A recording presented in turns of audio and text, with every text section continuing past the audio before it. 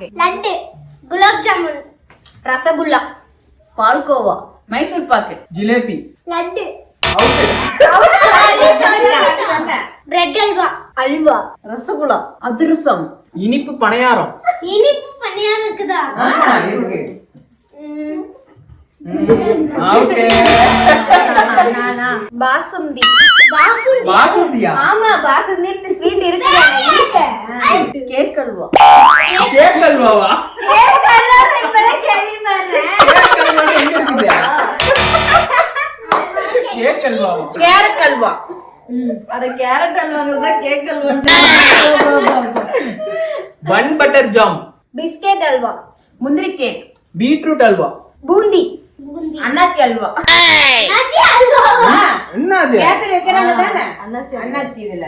Sweet பீடா, sweet பீடா. பீடாவா? தெரியல.